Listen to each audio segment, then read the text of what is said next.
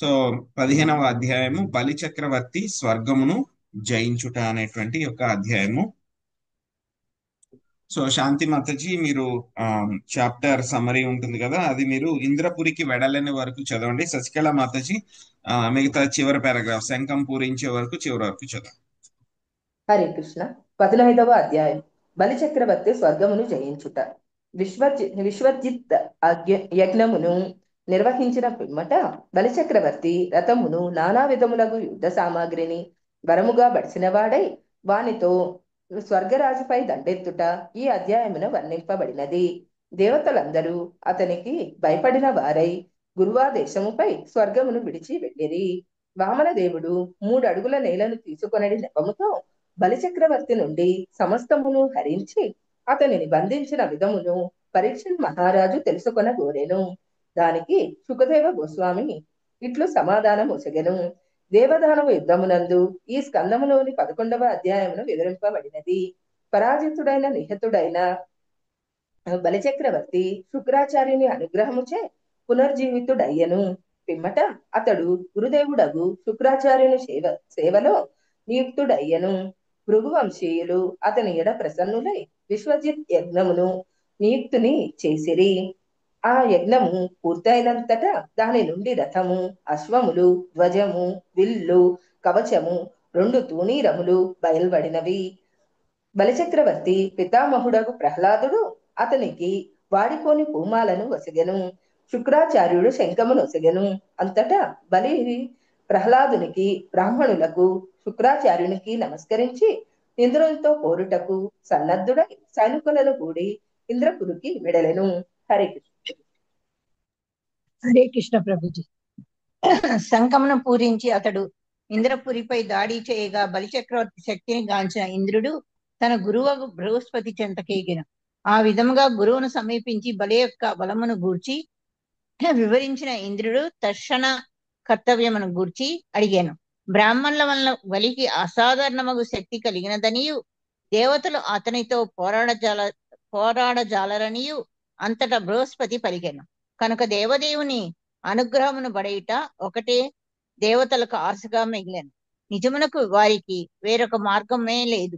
అటువంటి పరిస్థితుల్లో స్వర్గమును విడిచిపెట్టి ఎచ్చటనో అదృశ్యంగా నుండుట ఉత్తమమని బృహస్పతి దేవతలకు ఉపదేశించను. దేవతలు అతని ఆదేశ పాలనం చేయగా బలిచక్రవర్తికి ఇంద్రరాజ్యము లభించెను. భృగువంశీయులు తమ శిష్యుడైన బలి పట్ల మిగులు అనురాగం కలిగిన వారై అతనితో 100 అశ్వమేధ యాగములు చేయించిరి. ఈ ప్రకారం బలిచక్రవర్తి స్వర్గలోక సమస్త ఐశ్వర్యములను అనుభవించారు. హరే కృష్ణ ప్రభుజీ. బలే పదత్రయం భూమే కస్మాద్ధరీరియాచత భూతేశ్వరః కృపణవల్లబ్ధారోబ్ధోపి బబంధతం ఏతద్వేదితుమిచ్చామో మహత్కౌతూహలం హినః యాజ్ఞేశ్వరస్య పూర్ణస్య బంధనం చాప్యనాగసః.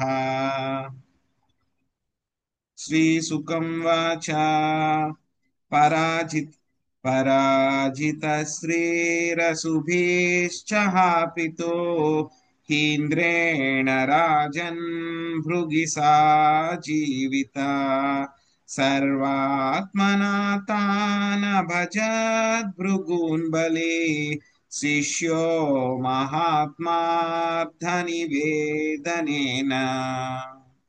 శ్రీదేవి మాతాజీ 1, 2, 3 శ్లోకాలు అనువాదం చదవం.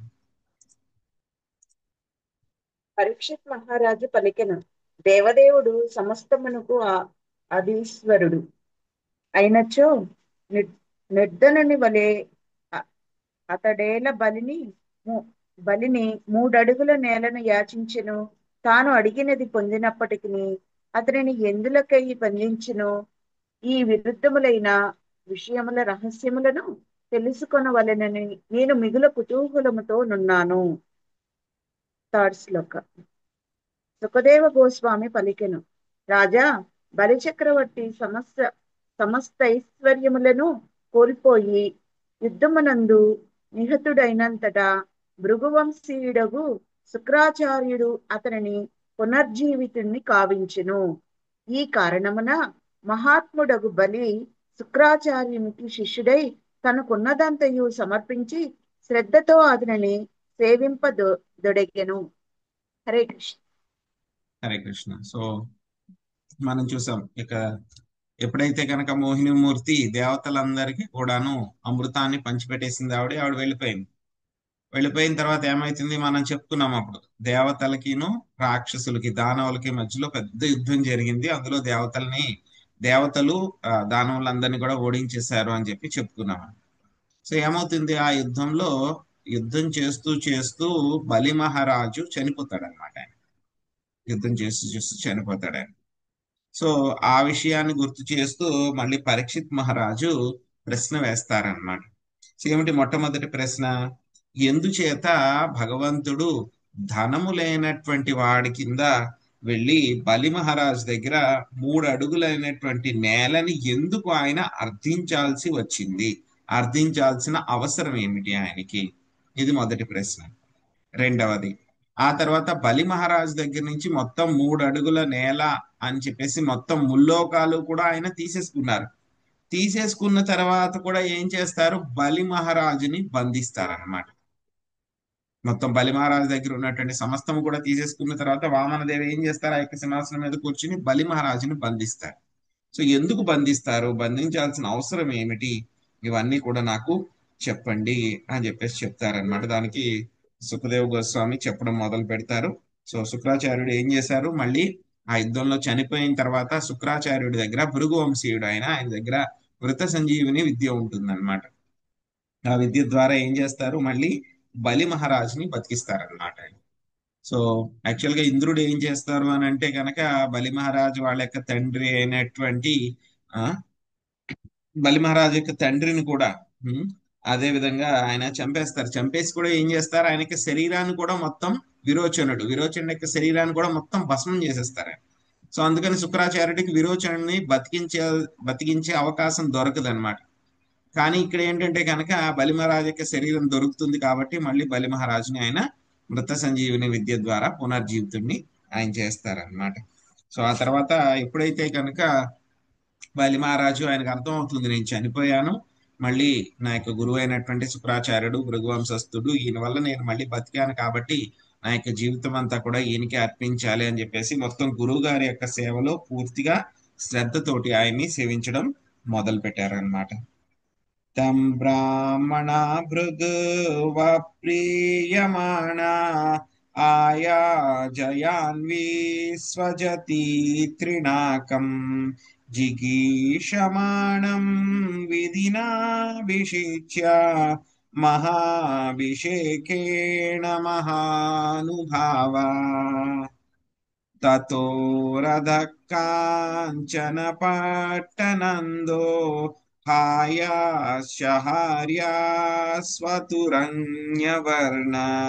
ధ్వజశ్చ సింహేన విరాజమానో ఉతాసనాదాసః వీర్భిరిష్టా. సుబ్రహ్మణ్య ప్రభుజీ 4-5 శ్లోకాల అనువాదం చదవండి. హరే కృష్ణ ప్రభుజీ.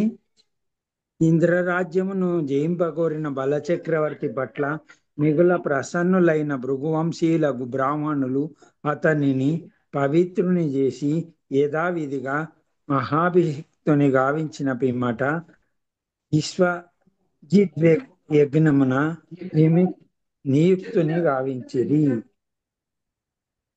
అవిస్సును యజ్ఞాగ్నిలో హుతము చేయగా స్వర్గముతోను పట్టుతోను కప్పబడిన దివ్య రథము స్వర్ణముతోను పట్టుతోను కప్పబడిన దివ్య రథము అగ్ని నుండి బయలువెడలేను. ఇంద్రాశ్వములను బోలిన పసుపువన్య గుర్రములు సింహచిహ్నతమగు ధ్వజము కూడా బయలువెడలేనవి. హరే కృష్ణ ప్రభుజీ. ధనుశ్చ దివ్యం పురటోపనందం తూణావరిక్తౌ కవచం చ దివ్యం పితామహస్తస్య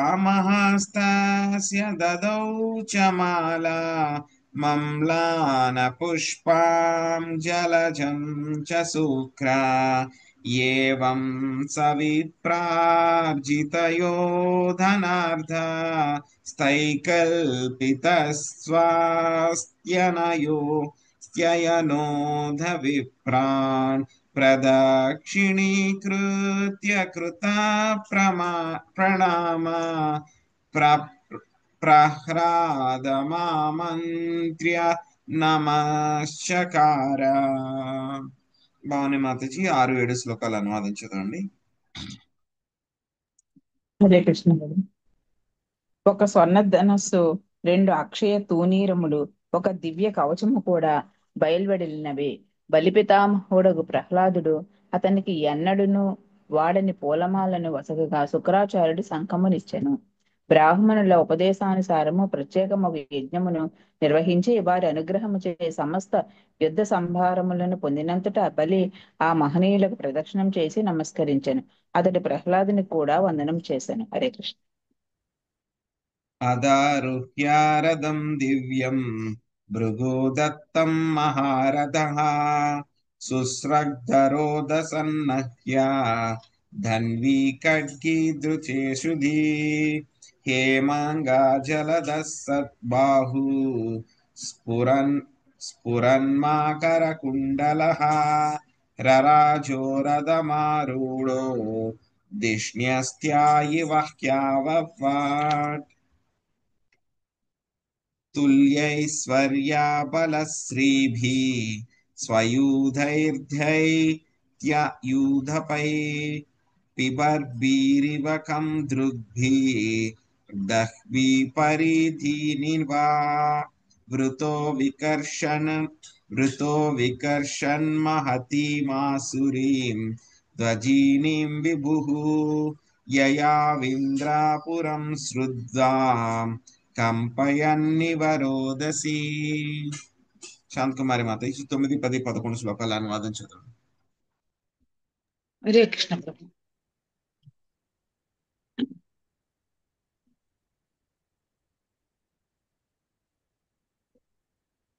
పిమ్మట బలిచక్రవర్తి వసగనటి రథం నెక్కి పూమాలలచే అలంకృతుడై ఖడ్గమును ధనస్సును తూనీరములను ధరించెను. కన్నములు ఎందు మకర కుండములను, హస్తముల ఎందు స్వర్ణ కంకణములు దాల్చిన అతడు రథాసీనుడైనంతటా పూజనీయాగ్ని వలె శోభించెను. 11. ఔశ్వర్యము, బలము, సౌందర్యమునందు తనతో సమానుడైన వారు ఆకాశమును మృంగివేయునట్లును దిక్కులను తమ దృష్టి చే దగ్ధము చేయుచున్నట్లును గోచరించున్న వారునకు అసుర నాయకులను అసుర సైన్యము కూడిన వాడై బలిచక్రవర్తి ఐశ్వర్యపూర్ణమగు ఇంద్రపురికి బయలుదేరను. నిజమునకు అతడు సమస్త జగత్తును కంపింపజేయునట్లు కనిపించెను. అంతవరకేనా ప్రభుజీ? అంతే. హరే కృష్ణ. సో ఏమైంది, ఆ బలి మహారాజుని శుక్రాచార్యుడు ఆయన ప్రాణభిక్ష అంటే ఆయనకి ప్రాణాలు మళ్ళీ ఇచ్చారనమాట. ఆయనకి రక్షించిన తర్వాత ఈ బలి మహారాజు ఏం చేశారు, శుక్రాచార్యుడు యొక్క సేవలో పూర్తిగా నియుక్తం అయ్యారనమాట. ఆ తర్వాత యొక్క భృగు వంశస్థులు బ్రాహ్మణులు అందరూ కూడా ఎవరైనా ఉన్నారో వాళ్ళందరికీ కూడా సేవ చేయటం మూలంగా ఆ బ్రాహ్మణులందరూ కూడా ఎంతో సాటిస్ఫై అయ్యారనమాట. ఎంతో సంతోషపడ్డారు బలి మహారాజ్ పట్ల, ఎంతో ఆనందంగా ఉన్నారనమాట. సో బ్రాహ్మణుల యొక్క సంతోషము, బ్రాహ్మణులు గురువు కనుక ఎవరి పట్ల అయితే కనుక వాళ్ళు సంతోషంగా ఉంటారో ఏమవుతుంది, వాళ్ళు చాలా శక్తివంతులు అయిపోతారు అనమాట. ఒకవేళ ఎవరైతే కనుక బ్రాహ్మణులు గురువు వాళ్ళ పట్ల ఎవరి పట్ల అయినా సరే సంతృప్తిగా లేరు అంటే కనుక వాళ్ళకు ఉన్నటువంటి వాటిని అన్నిటినీ కూడా వాళ్ళు కోల్పోతారు అనమాట. వాళ్ళకు ఉన్నటువంటివన్నీ కూడా వాళ్ళు కోల్పోతారు. సో అదే విధంగా ఇక్కడ కూడా ఏం జరిగింది, భృగు వంశస్థులు శుక్రాచార్యుడు కూడా పూర్తిగా బలి మహారాజ్ పట్ల ఎంతో అనురాగం కలిగినటువంటి వాళ్ళు అయిపోయారనమాట. సో అయిపోవడం మూలంగా వాళ్ళు ఏం చేశారు, ఆయన చేత ఒక విశ్వజిత్ యజ్ఞం అని చెప్పేసి ఒక గొప్ప యజ్ఞాన్ని వాళ్ళు చేయించారనమాట. సో యజ్ఞం చేయించిన తర్వాత ఏమైంది, అందులోంచి ఆ యజ్ఞం చేసిన తర్వాత ఒక దివ్యమైనటువంటి రథం ఒకటి బయటకు వచ్చిందంట. ఆ యొక్క రథం ఎలా ఉంది, ఎల్లో కలర్ అంటే పసుపు రంగు కలిగినటువంటి గుర్రాలు కలిగి ఉన్నాయన్నమాట. ఇంద్రుడి యొక్క గుర్రాలు ఏ విధంగా ఉంటాయో అదే విధంగా ఉన్నాయన్నమాట. ఆ తర్వాత ఒక ధ్వజం కూడా వచ్చింది, ఆ ధ్వజం మీద సింహం యొక్క గుర్తుంది అనమాట. సో 2 అక్షయ తూణీరాలు, ఆ తర్వాత ఒక దివ్యమైనటువంటి ఒక కవచము కూడా అందులోంచి వచ్చినాయి. బాణాలు, విల్లు అవన్నీ కూడా వచ్చినాయి. సో అదే సమయానికి అక్కడికి ఎవరు వచ్చారు? ప్రహ్లాద్ మహారాజు కూడా వచ్చారు అనమాట. బలి మహారాజు యొక్క తాతగారు. ఆయన ఏమి ఇచ్చారు అంటే కనుక ఎప్పుడూ వాడిపోనటువంటి ఒక పూమాలను ఇచ్చారు. తర్వాత శుక్రాచార్యుడు ఏం చేశారు? ఆయనకు ఒక శంఖాన్ని ఇవ్వడం జరిగింది అనమాట. సో అప్పుడు ఆ బలి మహారాజు ఏం చేశారు? ఈ విధంగా యజ్ఞం సంపన్నమైంది కాబట్టి అక్కడ ఉన్నటువంటి బ్రాహ్మణులందరికీ కూడా ఆయన వాళ్ళ చుట్టూరు కూడా ప్రదక్షిణం చేసి వాళ్ళకి నమస్కారాలు అర్పించారు. అదేవిధంగా ప్రహ్లాద్ మహారాజు వచ్చారు, ఆయన కూడా నమస్కారాలు అర్పించి మొత్తము ఆయన కూడా సంతోషపరిచారు అన్నమాట. అప్పుడు ఆ తర్వాత ఏం చేశారు? బలి మహారాజు మళ్ళీ ఇంద్రుడి మీద దండయాత్రకి ఆయన బయలుదేరారనమాట. ఏ రథం అయితే దివ్య రథం వచ్చిందో ఆ రథాన్ని ఆయన అధిరోహించారనమాట. ఆ యొక్క రథం చేరి అక్కడ ఆయన ఏం చేశారు? ఆ యొక్క కవచాన్ని ధరించారు. ప్రహ్లాద్ మహారాజ్ ఇచ్చినటువంటి పూమాలను ఆయన వేసుకున్నారు. సో ఏవైతే గనక ఆ యొక్క విల్లు, ఆ తర్వాత అక్షయ తూణీరాలు, ఖడ్గము వీటిలన్నిటిని కూడా ధరించి చేతులకి కంకణాలు, ఆయన చెవులకి కుండలాలు ఇవన్నీ కూడా పెట్టుకుని ఆయన ఎలా ఉన్నారు? ఆయన ఒక చాలా దేదీప్యమానంగా వెలిగిపోతూ ఒక అగ్నిలాగా తయారైపోయారు. అంటే బ్రాహ్మణుల యొక్క తేజస్సునంతా కూడా ఆయనకి ఇచ్చేసారనమాట.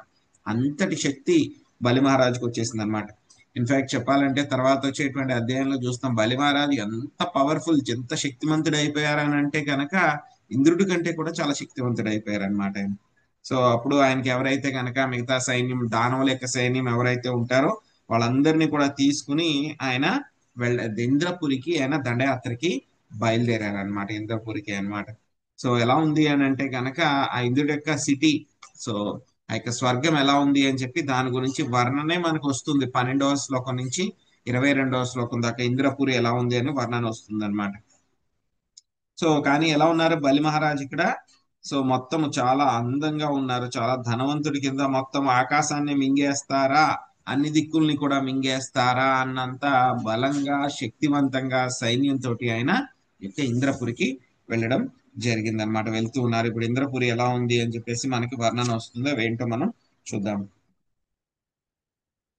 రమ్యాపు రమ్యాపువనోద్యానై శ్రీమద్భిర్నన దాధిభి పూజద్విహంగమిధు నైర్గాయన్మత్తమధువ్రతై ప్రవాళాఫలపుష్పోరు భారసాకామరద్రుమై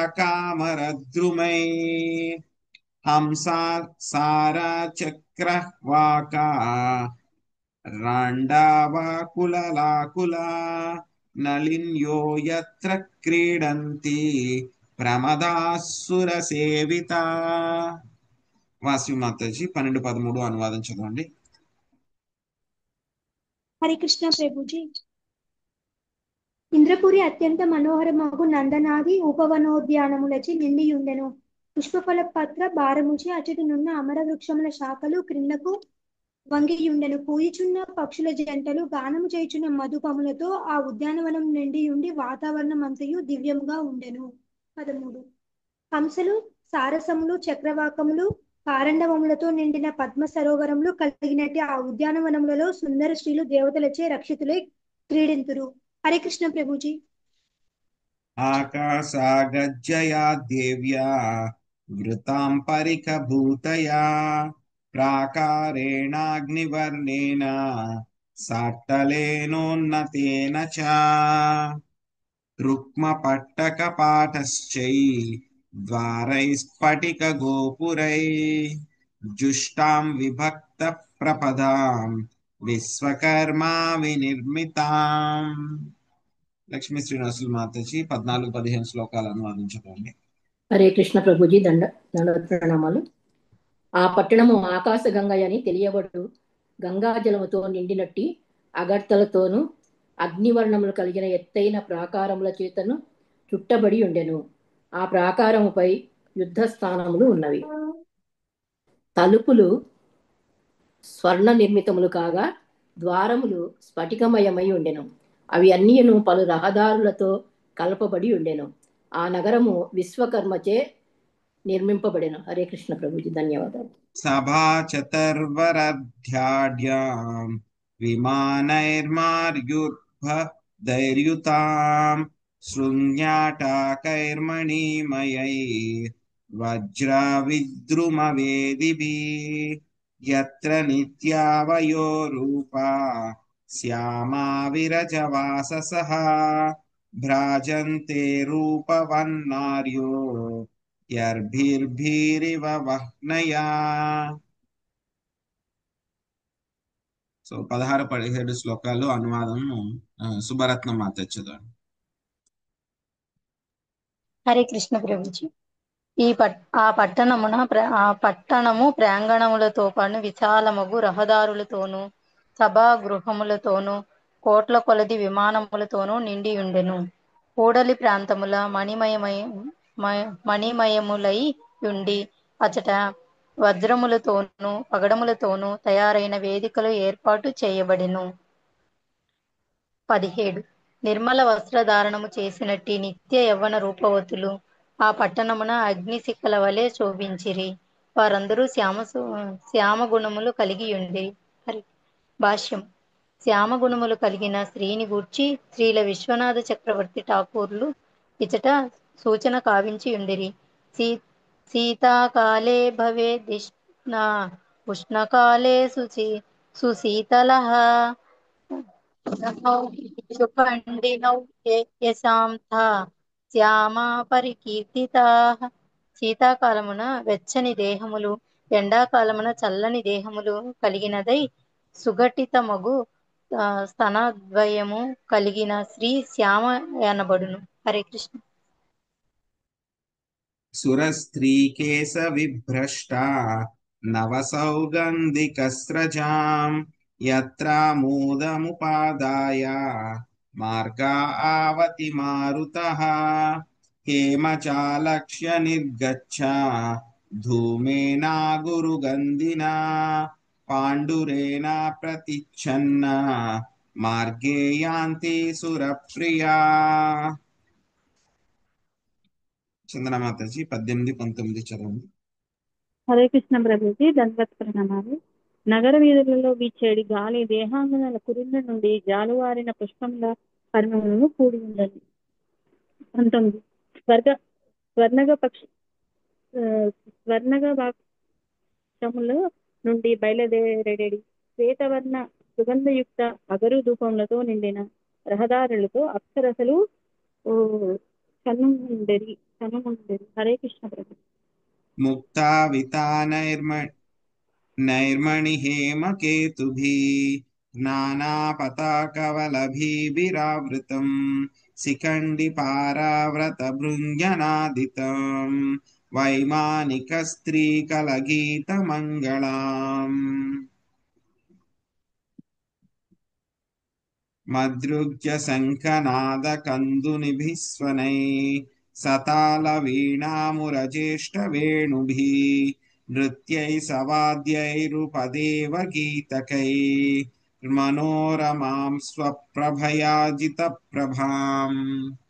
రాధమ్మ మాతాజీ 20-21 చదవండి. అనువాదం భాష. ఆ నగరము ముత్యాల పందెళ్ల చేతను హేమ మణిమయ ధ్వజాంకితమగు గోపురముల చేతను అలంకృతమై ఉండేది. నెమళ్ళు పావురములు తుమ్మెదల నాదముచే పట్టణమంతయు సదా ప్రతిధ్వనించుచుండెను. విమానముల యందు సంచరించడి సుందర నారీ గణము శ్రవణ మనోహరముగు మంగళగీతములను ఆలపించుచుండెను. మృదంగములు, శంఖములు, దుందుబులు, పిల్లన గ్రోవులు, తాళయుక్తంగా మ్రోగుచున్న వీణులు మున్నగు వాణి సామూహిక వాద్యనాదముచే నగరమంతయు నిండెను. అచ్చట నిరంతరము నృత్యం కొనసాగుచుండెను. గంధర్వులు గానం చేయుచుండెను. ఆ విధముగా ఇంద్రపురి శోభ సాక్షాత్తుగా మూర్తినే జయించుచుండెను. Hare Krishna. Thank you Prabhuji. Hare Krishna. So స్వర్గం ఎలా ఉంటుంది అని చెప్పేసి మనకి ఇక్కడ డిస్క్రిప్షన్ అంతా కూడా ఇక్కడ చెప్పారు మనకి. సో కానీ ఇలాంటి డిస్క్రిప్షన్సే మనకి చాలా సార్లు వచ్చినాయి మనకి భాగవతంలో. గుర్తున్నాయా ఎవరికైనా ఎక్కడెక్కడ వచ్చినాయి, దేని గురించి వచ్చినాయి మనకి వర్ణనలు ఇలాగా అని చెప్పేసి? వైకుంఠం కైలాసం గురించి కూడా వచ్చింది ప్రభుజీ. కైలాసం గురించి, వైకుంఠం గురించి ఎప్పుడు వచ్చింది వర్ణన మనకి? వైకుంఠం గురించి కర్దమునిది వస్తుంది చూడండి. అప్పుడు ఒకసారి వచ్చింది అప్పుడు కాదా వైకుంఠం రచయిత రుద్రగీత రుద్రగీత కాదు, వైకుంఠం గురించి వర్ణన ఎప్పుడు వచ్చింది, ఏ పాస్ట్ టైం లో వచ్చింది? కుమారులు ప్రహ్లాద్ మహారాజు అది కుమారులు పోయినప్పుడు వెళ్తారు వైకుంఠపురానికి. మళ్ళీ చెప్పండి. సనత్ కుమారులు కుమారులు సనందనాథులు ఎస్ వైకుంఠపురికి ఎస్ వెళ్తారు. ఎస్. సో జై విజయులకి శాపం ఇస్తారు కదా, అప్పుడు ఆ. సనక సనందన సనత్ కుమార్లు వాళ్ళ నలుగురు కూడా యొక్క భౌతిక ప్రపంచంలో ఉన్నటువంటి వైకుంఠానికి వెళ్తారు వాళ్ళు. సో వెళ్తున్నప్పుడు ఆ వైకుంఠం ఎలా ఉంది అని చెప్పేసి అప్పుడు మనకి వర్ణన ఇచ్చారనమాట. సో ఆ వర్ణనతోటి కంపేర్ చేసుకుంటే కనుక ఇక్కడ తక్కువగానే అనిపిస్తుంది. ఆ తర్వాత అవును మళ్ళీ ఇలాగ చాలా ఇంకా బ్రహ్మదేవుడు కూడా చెప్తారు ఆ, అవును ఆ తర్వాత మళ్ళీ ఇంకొక వర్ణన వచ్చింది, కైలాస పర్వతం గురించి వర్ణన వచ్చింది. ఎప్పుడు వచ్చింది కైలాస పర్వతం గురించి వర్ణన? రుద్రగీత కాదు దక్షిణ యజ్ఞం అప్పుడు అప్పుడు బ్రహ్మదేవుడు శివుణ్ణి పార్వతీదేవి అంటే చెప్తున్నారు. ఎస్. సో దక్షయజ్ఞంలో సతీదేవి ఆవిడ శరీరాన్ని ఆత్మహత్య చేసుకున్న తర్వాత అందరూ కూడా శాంతపరచడానికి శివుడి దగ్గరికి వెళ్తారు, కైలాసానికి వెళ్తారు. సో ఆ కైలాసానికి వెళ్ళినప్పుడు అక్కడ డిస్క్రిప్షన్ వస్తుంది. సో ఏ విధంగా గంగా నది అలకనంద తీరంలో అంతా ఎలాగ మనోహరంగా ఉన్నాయి, కైలాస పర్వతం న్యాచురల్ బ్యూటీ తోటి ఎలా ఉంది, అక్కడ ఒక పెద్ద వృక్షం ఉంది, చాలా కొన్ని మైళ్ళ దూరం ఉన్నటువంటి వృక్షము, అన్ని మైళ్ళ అడుగులు ఎత్తున్నటువంటి వృక్షము. ఆ వృక్షం కింద ఒక్క చెట్టు కూడా, ఒక పక్షి కూడా ఉండదు, ఎంతో ప్రశాంతంగా ఉంది. అక్కడ కుబేరుడు, అదే విధంగా శివుడితో పాటు కుబేరుడు, నారదుడు, మిగతా ప్రమదగణాలు వాళ్ళందరూ కూడా కూర్చుని శివుడికి వాళ్ళందరూ కూడా కీర్తిస్తూ ఉన్నారు. సో అక్కడ సతీదేవి స్నానం చేసేటువంటి బాతింగ్ ఘాట్స్ ఏవైతే ఎలా ఉన్నాయి, అక్కడ ఎవరైతే గనక మిగతా యక్షులందరూ కూడా వస్తారు, యక్ష స్త్రీలందరూ కూడా స్నానాలు చేస్తూ ఉంటారు అక్కడ. సో అటువంటి బ్రహ్మాండంగా ఉన్నటువంటి కైలాస పర్వతం గురించినటువంటి వర్ణన కూడా వస్తుంది. సో అక్కడ మనకి చూస్తాం దేవతలందరూ కూడా బ్రహ్మదేవుడితో పాటు కైలాస పర్వతాన్ని చూడడానికి వెళ్తారు. వెళ్ళినప్పుడు దేవతలు కూడా ఆశ్చర్యపోతారు, ఆ యొక్క కైలాస పర్వతం యొక్క వర్ణన ఎంత బాగుంది అని చెప్పేసి దేవతలు కూడా ఆశ్చర్యపోతారు. ఆ విషయం కూడా అక్కడ డిస్క్రిప్షన్ వస్తుంది అనమాట. సో ఇప్పుడు మనకి ఇక్కడ చెప్తున్నారు ఇంద్రుడి యొక్క యొక్క స్వర్గం గురించి మనకి చెప్తున్నారు ఎలా ఉంది అని చెప్పేసి. సో ఇక్కడ స్వర్గం కూడా చాలా బాగుంది, డిస్క్రిప్షన్ అంతా కూడా చాలా నీట్ గా ఉంది అని చెప్పేసి, విశ్వకర్మ నిర్మించారు, ఇవన్నీ కూడా చెప్పారు. బట్ ఏంటంటే కనుక దేవతలు కూడా కైలాస పర్వతానికి వెళ్ళినప్పుడు ఆశ్చర్యపోయారంటే ఏంటి, దేవతలు రోజు ఉంటారు వాళ్ళ ఇంట్లో, అంటే ఇక్కడ ఇంద్రపురిలో రోజు ఉంటారు, వాళ్ళు కూడా కైలాసానికి వెళ్ళి ఆశ్చర్యపోయారంటే ఏమిటి, దాని అర్థము ఇంద్రుడి యొక్క సిటీ కంటే కూడా, స్వర్గం కంటే కూడా ఇక కైలాస పర్వతం ఇంకా చాలా ఆప్యులెన్స్ తో ఉంది, ఇంకా చాలా బాగుంది అని చెప్పి తెలుస్తుంది. దానికంటే కూడా ఇంకా ఉన్నతమైనటువంటిది యొక్క వైకుంఠం అన్నమాట. సో ఇటువంటి డిస్క్రిప్షన్స్ అన్ని కూడా చదివిన తర్వాత మనకి బాగానే ఉంది అని అనిపిస్తుంది, కానీ ఇటువంటి డిస్క్రిప్షన్స్ కి భౌతిక ప్రపంచంలో ఉన్నటువంటి వాటికి మనం ఎప్పుడు కూడా ఆకర్షితులు అవ్వకూడదు అనమాట. ఆకర్షితులు అయ్యామా ఏమవుతుంది, మనము ఇక్కడే ఉండిపోవాల్సి వస్తుంది అనమాట. సో కాబట్టి ఇటువంటి డిస్క్రిప్షన్స్ అన్ని వస్తాయి, మనకి విషయాలు తెలుసుకోవాలి, కానీ వీటి పట్ల మనము ఆకర్షితులు అయిపోకూడదు అనమాట. సో ఆ తర్వాత మళ్ళీ స్వర్గం గురించి చాలా బాగా ఉంది అని చెప్పి చెప్పారు. సో చెప్పినా సరే మరి అక్కడికి వెళ్ళవచ్చు స్వర్గానికి, అక్కడ ఉండడానికి ఎవరికి అర్హత ఉంది, ఎవరికి ఎంట్రన్స్ ఉంది అనేటువంటి విషయం మనకి 22వ శ్లోకంలో చెప్తున్నారు. ఆ తర్వాత 23వ శ్లోకంలో కూడా మళ్ళీ 22వ శ్లోకంలో చెప్తున్నారు. ఆ తర్వాత ఇంద్రుడు మళ్ళీ బలి మహారాజు ఏ విధంగా అటాక్ చేశారు అనేటువంటిది మనం చూద్దాం. యామ్నా వజ్రంత్యధర్మిష్టా కళాభూతదృహస్సఠా మానినః కామినో లుబ్ధా ఏ బీర్హీనా వ్రజంతి యత్ తాం దేవధానిం సవరోధినీపతే బహిః సమాంతాద్రురుధే పృతన్యయా ఆచార్య దత్తం జలజం మహాస్వనం దద్మౌ ప్రయుంజన్మమిమం యమింద్రయోషితాం. విజయలక్ష్మి మాతాజీ మీరు 22, 23 అనువాదం చదవండి.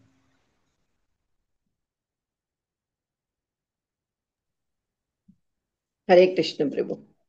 పాపులు, అసూయాపరులు, ఇతర జీవుల ఎడ హింసా ప్రవృత్తి గలవారు, కపటలు, గర్వితమతులు, కాముకులు, లోభులు ఈ నగరమును ప్రవేశింపజాలరు.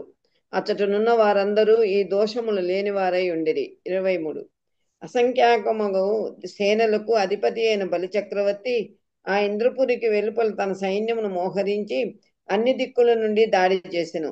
శుక్రాచార్యుడు వసగినట్టి శంఖమును అతడు పూరించగా ఇంద్రరక్షిత మగు స్త్రీగణమునకు మిక్కిలి భీతి కలిగెను. హరే కృష్ణ ప్రభు. ఎవరికి ఎంట్రన్స్ ఉంటుందంటే అక్కడికి వెళ్ళడానికి ఈ లక్షణాలు లేనటువంటి వాళ్ళందరూ వెళ్ళవచ్చు అక్కడికి. ఎవరు? ఏ లక్షణాలు? పాపులు, అసూయపరులు, ఇతర జీవుల పట్ల హింసా ప్రవృత్తి కలవారు, కపటులు, గర్వితమతులు, కాముకులు, లోభులు, ఇటువంటి వాళ్ళకి అక్కడ ఎంట్రన్స్ ఉండదు అనమాట. సో మనకి మహాభారతంలో కూడా వర్ణన వస్తుంది అనమాట. ఎప్పుడైతే కనుక అర్జునుడు కూడా ఏం చేస్తారు, ఆయన మొత్తము ఇంద్రుడి దగ్గర దివ్యాస్త్రాలు, మిగతా దేవతలందరి దగ్గర కూడా దివ్యాస్త్రాలు తీసుకోవాలని చెప్పి ఆయన వెళ్తారనమాట.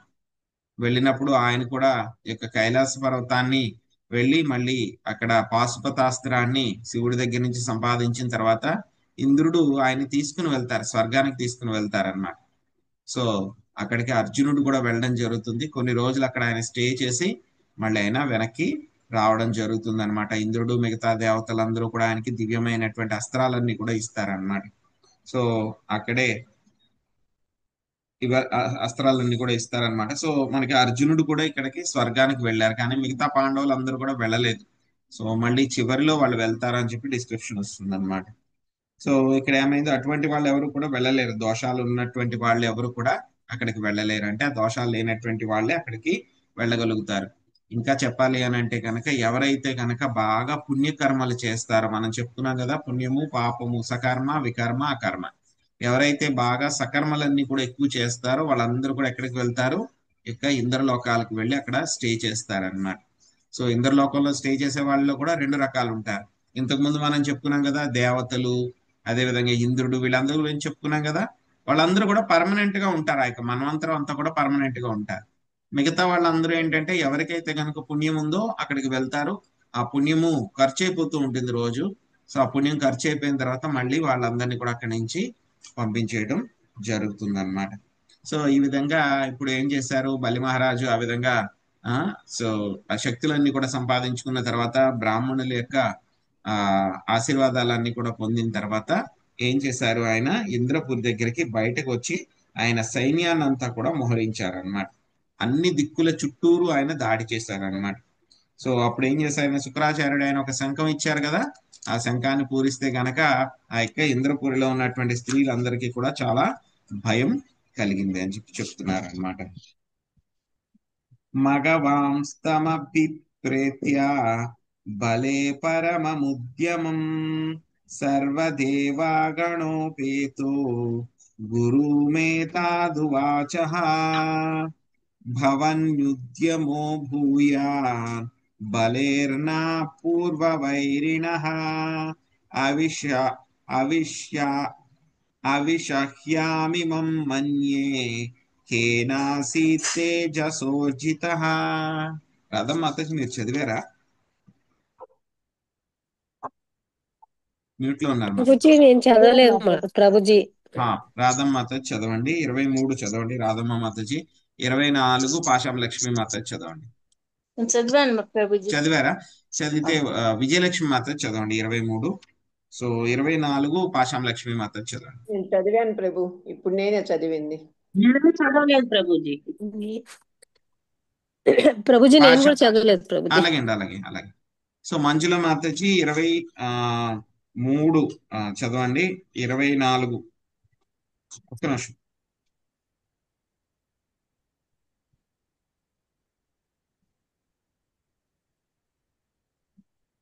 23 అయింది. 24 పాషాం లక్ష్మి మాతాజీ చదవండి. 24 పాషాం లక్ష్మి మాతాజీ చదవండి. 25 మంజుల మాతాజీ. హరే కృష్ణ. బలి యొక్క విసుగులేని ప్రయత్నమును గాంచి అతని అభిప్రాయమును నెరిగిన ఇంద్రుడు దేవతలను గూడి గురువగు బృహస్పతి చింతకేగి ఇట్లు పలికెను. హరే కృష్ణ. హరే కృష్ణ ప్రభుజీ. దేవా, మన పూర్వ శత్రువగు బలి ఇప్పుడు నూతనోత్సాహమును కలిగి ఉన్నాడు. అతడు ఎంతటి మహా అద్భుతమగు శక్తిని బడసెననగా బహుశా అతని తేజమును మనము నిరోధింపజాలమని నేను తలచుచున్నాను. హరే కృష్ణ ప్రభుజీ. వాసన ఇక్కడికి వస్తుంది.